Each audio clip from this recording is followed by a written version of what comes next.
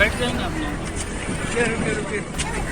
एक वक्त था जब सड़कों पर उतरी जेनजी की भीड़ ने सिस्टम को बदल दिया था। नारे, पोस्टर और एनर्जी से भरी जेनजी की भीड़ ने पुराने चेहरों को हटाकर एक नई उम्मीद को चुना था और तब लगा था कि अब सिस्टम में कुछ चेंज आने वाला है। लेकिन कहानी में अब एक नया ट्विस्ट आया है। दरअसल अब वही भीड़ एक बार फिर से सड़कों पर उतरी है और इस बार उन्होंने अपने ही चुने सिस्टम के खिलाफ प्रोटेस्ट किया है। हम बात कर रहे हैं नेपाल की। बालेन शाह आज ये नाम किसी भी पहचान का मोहताज नहीं है। ये एक ऐसा नाम है जिसने हाल ही में नेपाल की राजनीति को बदल कर रख दिया और उस बदलाव में बड़ा चेहरा बनकर उभरा। 27 मार्च 2026 उन्होंने देश के सबसे युवा प्रधानमंत्री के रूप में शपथ ली। उनकी जीत कोई नॉर्मल जीत नहीं बल्कि ये एक बड़ा यूथ मूवमेंट का नतीजा है जिसे जेनजी प्रोटेस्ट कहा गया। लोगों को लगा था कि अब नेपाल से करप्शन हमेशा के लिए खत्म हो जाएगा और चीजें पूरी तरह से बदल जाएंगी। सिस्टम में बहुत बड़ा बदलाव आएगा। लेकिन सरकार बने अभी महीना भर भी नहीं हुआ और हालात फिर से एक बार पहले जैसे दिखाई दे रहे हैं।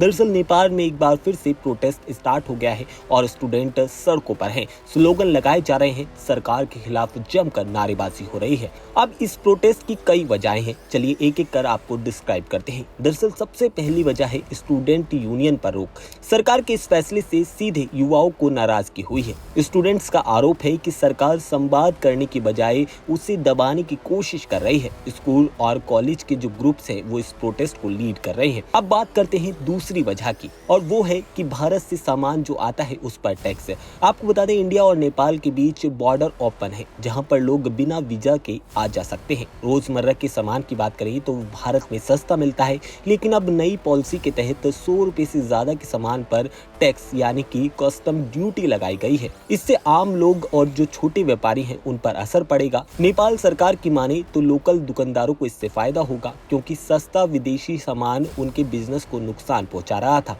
लेकिन जो वहां के लोग हैं उन्हें ये गलत लगता है। अब बात करते हैं तीसरी वजह की और जो सबसे बड़ी वजह है और वो है गृह मंत्री पर आरोप।